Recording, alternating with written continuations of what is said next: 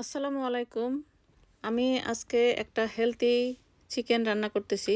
মানে তরকারিটা হেলদি হবে।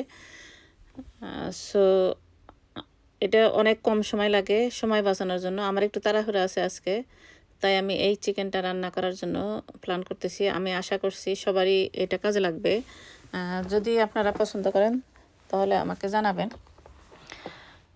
তো আমি দেখেন অলরেডি মাংস হিটের মধ্যে দিয়ে দিছি, চিকেনটা হিটের মধ্যে দিয়ে দিছি। আর আমি এখানে মাংস নিয়েছি প্রায় 1200-1300 গ্রাম। তো আমি সব গরম মশলা এবং মশলা দিয়ে দিচ্ছি। এটাতে কিন্তু পরিমাণের চাইতে একটু কম মশলা লাগে। আমার দেখেন রসুন বাটা নাই, তাই আমি রসুন কাটা দিচ্ছি। আসলে এই তরকারিটা এত ফ্লেক্সিবল যে যে কোনোভাবে আপনি অ্যাড করতে পারবেন, ডিক্রিজ করতে পারবেন, তবুও মজা কম হবে না। তো দেখেন আমি সব গরম মশলা দিয়ে দিলাম। তখন আমি পেঁয়াজ রসুন দিচ্ছি, অলরেডি আমি হিটে দিয়ে দিচ্ছি। এখন আমি গুঁড়া মশলা দিব। গুঁড়া মশলাও কিন্তু অনেক কমাই দিবেন। তো এইটাতে কিন্তু সব কিছু কম লাগে, এমনকি তেলও কম লাগে। তো দেখেন আমি আধা টিস্পুনের চেয়ে একটু বেশি ধনিয়ার গুঁড়া দিলাম। আর নর্মালি একটু 1 চামচের চেয়ে বেশি দিতাম যে পরিমাণ মাংস নিয়েছি। তো এখন আমি মরিচের গুঁড়া দিছি 1.5 টিস্পুন, মানে 4 চামচ। আর 1.5 চা চামচ দিলাম পাপরিকা। পাপরিকা না হলেও চলবে, কিন্তু যদি আপনি একটু ঝাল বেশি চান তখন কাঁচামরিচ দিবেন। গুঁড়া মরিচ অত বেশি দিবেন না। তো আমি 5 টেবিল চামচ মতো অলিভ অয়েল ব্যবহার করতেছি। আসলে যে কোনো তেল ব্যবহার করতে পারবেন আপনি, সরিষার তেল বা সয়াবিন বা সানফ্লাওয়ার যে কোনো তেল ব্যবহার করা যায়। তো এখানে আমি লবণ স্বাদ মতো দিচ্ছি। সবাই তো লবণ সমান খায় না, তবে যতটা পারেন কম লবণ খাবেন। তো আমি এখন দেখেন মাংস অলরেডি গরম হয়ে গেছে, আমি মাখাইতেছি। সব কিছু দেওয়া শেষ হয় নাই, আমার অনেক কিছু বাকি আছে। আমি কয়েকটা ক্লোভ দিছি, মানে লবঙ্গ দিছি হোল। আর এখানে কিন্তু আমি গোলমরিচের একটু পাউডার দিছি, যেটা হয়তো আমার দেখানো হয়নি। তো গোলমরিচ আস্ত দেওয়া যাবে বা আপনি ক্রাশও দিতে পারেন। মানে যদি না থাকে না দিবেন, কিন্তু এইটা কিন্তু হেলদি জিনিস, একটু দেওয়া ভালো। তো যাই হোক, আমি কিন্তু দেখেন অলরেডি মাংস সাদা হয়ে গেছে, মানে মাংস গরম হয়ে গেছে। তো আমি এখন টমেটো দিচ্ছি। সব কিছু আস্তে আস্তে দিয়ে দিব, তবুও এটার মজা কমবে না যে আগে পরে দেওয়ার কারণে, কারণ কষাবো তো যে কোনো সময় এটা হয়ে যাবে। তো এই যে দেখেন আমি টমেটো দিলাম 2টা। আসলে 4টা টমেটো দিলে আমার টমেটো কেচাপ বা পিউরি দরকার হতো না, যেহেতু আমি 2টা দিছি তাই আমি টমেটো পিউরি দিচ্ছি। আমি একটু বেশি পরিমাণ দিচ্ছি, কিন্তু আপনারা একটু কমায় দিবেন, কারণ অনেকে এত বেশি পছন্দ করে না টমেটো। তো আমার মেয়েরা অনেক টমেটো পছন্দ করে, তা আমি মনে করি যে এইভাবে ওদেরকে আরও বেশি টমেটো খাওয়ার অভ্যাস করাইতেছি। টমেটোটা অনেক উপকারী জিনিস, এবং রান্না টমেটো কাঁচা টমেটোর সাথে বেশি উপকারী। কেন উপকারী? কারণ টমেটোর মধ্যে একটা ক্ষতিকর যেটা জিনিস থাকে সেটা কিন্তু রান্না করলে শেষ হয়ে যায়। তো যাই হোক, আমি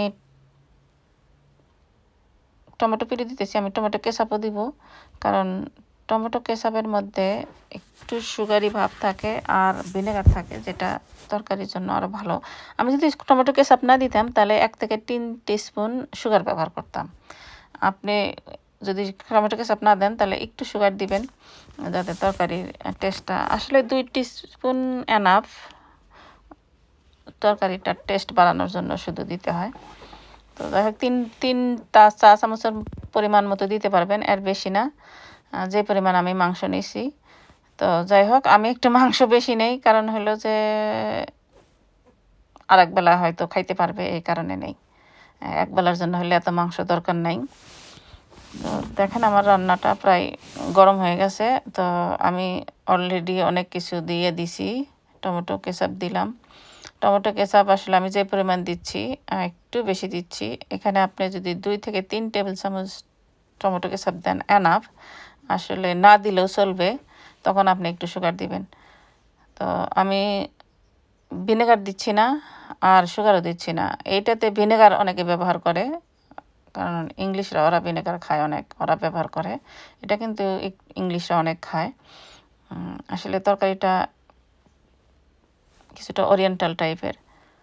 তো দেখেন আমাদের মতো ওরা অত সোমবার বা কিছু করে না, এইভাবে রান্না করে, এবং আমি রান্না করে দেখছি যে আসলে অনেক মজা হয়। তো প্রথম আমি মনে করতাম যে চিকেন আবার মশলা, গরম মশলা না গরম করলে বা পেঁয়াজ না ভাজলে কেমন হবে। তো পরে যখন রান্না করে দেখছি যে আসলে মেয়েরা অনেক পছন্দ করে, আর আমার কাছেও খারাপ লাগে না, আমার কাছেও মজা লাগে যে একটু ডিফারেন্ট টেস্ট, আপনার মুখরোচক হয়। আমি যেহেতু টক পছন্দ করি না, কিন্তু এই খাবারটা খাইলেও অত টক লাগে না। আমি কিন্তু অনেক লেমন দিব এটার মধ্যে, আস্ত বড় একটা লেমনের সব জুস দিয়ে দিব এখানে। একটা বড় লেমনের জুস কিন্তু 3 টেবিল চামচ পর্যন্ত জুস হয়। তো দেখেন আমি টমেটো দেওয়ার কারণে অনেক পানি দিতেছে, আর এই তরকারি অনেক পানি এসে যাবে। আমি এখন ঢেকে দিব, ঢেকে দিলে মাংসটা তাড়াতাড়ি সিদ্ধ হবে আর পানিও অনেক সারবে, কিন্তু পানিটা পরে শুকায় যাবে নি। তো দেখেন আমি এখন ঢেকে দিচ্ছি। ঢেকে দেওয়ার পরে আবার আমি নাড়া দেবো মাঝে মধ্যে। দেখেন মাংসটা প্রায় কষানো হইতেছে, ও অলরেডি অনেক ভালো ফ্লেভার আসছে।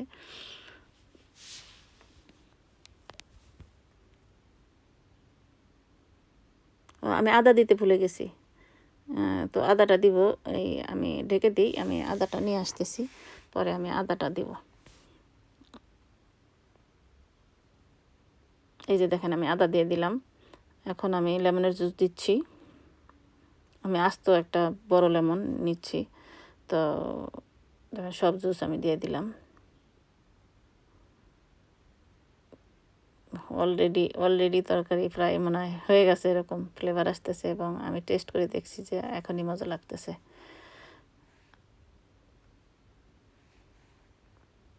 এই যে দেখেন আমি লেমন, কত বড় একটা লেমন দিয়েছি, এই পরিমাণ।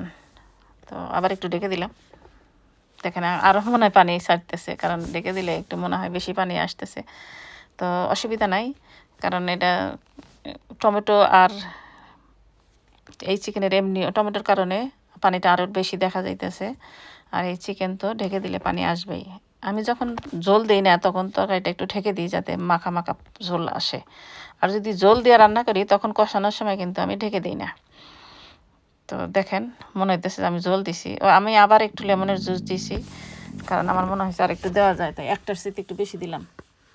দেখেন এই পর্যায়ে তরকারিটা খাওয়া যাবে, কিন্তু আসলে আরেকটু শুকাইলে, তখন যখন তেল তেল দেখা যাবে তখনই তরকারিটা হয়ে যাবে। আর আমার নিয়ারলি হয়ে গেছে আসলে। দেখেন তরকারিটা আমি টেস্ট করেও দেখছি, মানে হয়ে গেছে, কিন্তু আরেকটু জল শুকালে আরেকটু মজা হবে। যে কারণে আমি জলটা শুকাবো একবারে, মানে কষানো কষানো ভাব, বোনা বোনা হবে, তখনই দেখবেন তেলটা উপরে উঠে আসবে, তখনই আমি নামাই নেব। তরকারিটা এই আর কয়েক মিনিট আমি ঢেকে দিতেছি, দিয়ে আমি নাড়া দিব। নাড়া দিলেই তরকারিটা, এই যে দেখেন, এইবার দেখেন তরকারিটা হয়ে গেছে। এই যে দেখেন তেল তেল দেখা যাচ্ছে, আমি টেস্ট করেও দেখছি যে ভালো হয়ে গেছে। তো আশা করি আপনারা ট্রাই করবেন এবং আমাকে জানাবেন কমেন্টে যে কেমন হয়েছে। যদি ভালো লাগে ভিডিওটা তাহলে শেয়ার করবেন এবং সাবস্ক্রাইব করবেন, আমার ফেসবুক পেজে লাইক দিবেন। থ্যাংক ইউ আমার সাথে থাকার জন্য এবং ভিডিওটা দেখার জন্য। ভালো থাকবেন সবাই, এবং আমার জন্য দোয়া করবেন, আমার মেয়েদের জন্য দোয়া করবেন। এই দেখেন, আশা করি সবাই ট্রাই করবেন, এটা হেলদি। আমি বারবার প্রমোট করতেছি, এটা খুবই হেলদি এবং মজাদার। আশা করি সবাই ট্রাই করবেন। Thank you. এই পর্যায়ে আমার শেষ হয়ে গেছে, আমি সব আস্ত মশলাগুলো তুলে ফেলবো, তেজপাতা, দারুচিনি আর কালো এলাচ, যেটা তরকারির মধ্যে থাকলে ভালো লাগে না। তাই শেষ হয়ে গেছে। Thank you.